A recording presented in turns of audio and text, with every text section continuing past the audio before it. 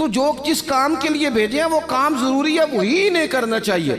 तरजीहात तो तय करे मेरे भाई। दरअसल तरजीह क्या है? हजरत तलहा रदी अल्लाह ताला अन्हु फरमाते हैं, एक बद्दू हुजूर की बारगाह में आया, सादा बंदा, बाल बिखरे हुए, हालत बड़ी परागंदा, मिशकात में हदीस है। उसने आन करके अर्ज की, या रसूल अल्लाह सल्लल्लाहु ताला अलैहि वसल्लम, हुजूर मुझे बताइए इस्लाम क्या है, इस्लामी अहकामात बताएं। तो हुजूर ने कलमा शहादत के बाद फरमाया कि वक्त पर नमाज पढ़ना, दिन और रात में 5 नमाजें तेरे ऊपर ज़रूरी हैं। उसने अर्ज़ की, हुजूर कुछ नफल भी पढ़ूं? तो फरमाया अगर तो अपनी तरफ से पढ़े तो बड़ा ही अच्छा है। उसने कहा, उसके बाद फरमाया साल में 1 महीने के रोज़े रखना। अर्ज़ की, हुजूर कुछ नफली भी रखूं? फरमाया रखे तो बड़ा बेहतर है। फिर फरमाया हज फ़र्ज़ हो जाए तो पहली फुर्सत में करना। हुजूर कुछ साथ नफली भी करूं? फरमाया करे तो अच्छा है। फिर फरमाया ज़कात दे, ज़कात। उसने अर्ज़ की, या रसूल अल्लाह सल्लल्लाहु ताला अलैहि वसल्लम कुछ नफली सदकात भी करूं? फरमाया करे तो बड़ा अच्छा है।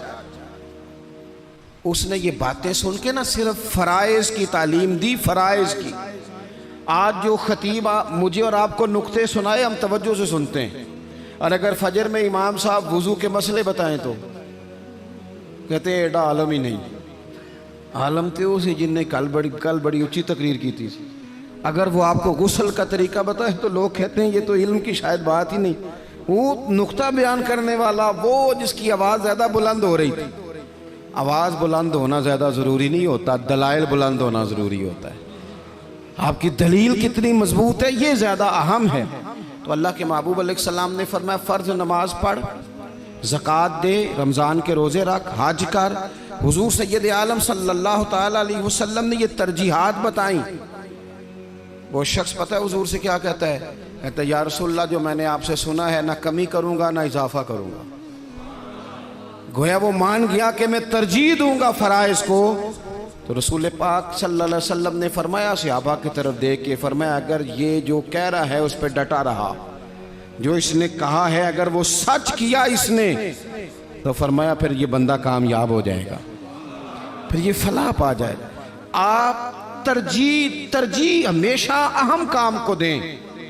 मैं जो बात करने लगा हूँ मेरे उलमा उसकी जिम्मेदारी लेंगे। आपसे ये नहीं पूछा जाएगा कि आपने मज़ार पे चादरें कितनी डाली हैं, ये ज़रूर पूछा जाएगा कि माँ बाप की खिदमत की कि नहीं की। तो जो तरजीह है, मज़ार पे चादर ज़रूर डालें, मना नहीं, पर यह कि वहाँ वक्त पे जाना, वहाँ ड्यूटी ठीक करना और अम्मा अब्बा घर में परेशान हो। रसूल कायनात सल्लल्लाहु अलैहि वसल्लम की खिदमत में एक सहाबी हाजिर हुए, अर्ज़ की, या रसूल अल्लाह सल्लल्लाहु ताला अलैहि वसल्लम मैं एक मसला दरियाफ्त करने आया। मेरे दोस्तों पता हमें क्या हुआ है? हमने ना बाहर वक्त बहुत ज़्यादा दिया है, और जो हमारे घर के अंदर हमारी जिम्मेदारियां थी ना, हमारे बच्चे, हमारी बीवी, हमारे बहन भाई, उन जिम्मेदारियों से ना हमने जान छुड़ाई है। इल्ला माशाल्लाह कुछ लोगों ने। बच्चे को चार्ज किया, बच्चा तंग कर रहा है, लगा दो गेम मोबाइल पे, चलो हमारी जान छूटी, वो जाने उसका काम जाने। आप अगर 10-15 मिनट बच्चे को देते, वो आपसे खेलता, वो मानूस होता। आप कहते मैं बड़ा मसरूफ़ हूँ, और भाई तो इतना मसरूफ़ तो नहीं जितने मदीने वाले महबूब मसरूफ़ हैं। लेकिन रसूल पाक के तो कंधों पे इमाम हसन चढ़ के सवारी किया करते थे। हुजूर की तो गोद में इमाम हुसैन खेला करते थे।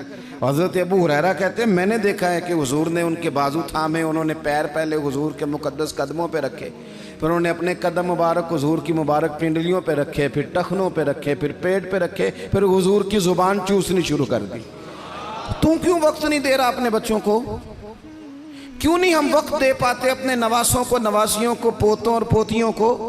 वो जो हमारे लिए ज़रूरी था, वो हमसे मानूस होने की बजाय किसी बदअकीदा से जाके मानूस हो जाते हैं। पता तब चलता है जब सारा अकीदा बिगड़ जाता है।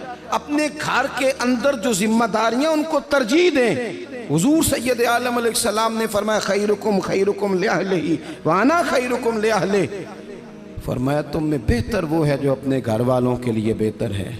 व अना खैरुकुम लिअहलिही, और जाके पूछ लो मैं तुम सबसे बढ़ के अपने घर वालों के साथ खैर करने वाला हूँ। तरजीह दें। एक सहाबी आए, अर्ज़ करते हैं या रसूल अल्लाह सल्लल्लाहु अलैहि वसल्लम, मेरी बीवी पे हज फ़र्ज़ है, वो हज करने जा रही है, ये सियासत में हदीस मौजूद है, और मेरा नाम एक गज़वे में लिख दिया गया है, मैं जिहाद के लिए जा रहा हूँ, नाम मैंने लिखवा लिया है, हुक्म मेरे लिए क्या है? मेरी बातों की समझ आ रही है आप हजरात को?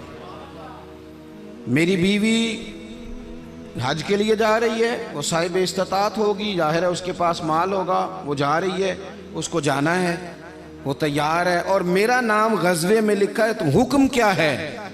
देर नहीं लगाई रसूल पाक ने, हुजूर फरमाने लगे तो अपना नाम गज़वे वाली लिस्ट से कटा, जिहाद पे ना जा, बल्कि तुम महरम बनकर अपनी बीवी के साथ हज करने जा, वो तेरी जिम्मेदारी है, वो तेरे अलावा कौन महरम बनेगा उसका? तो जो तेरी ड्यूटी का काम है उसे तो करना, तरजीही बुनियादों पर काम को करें।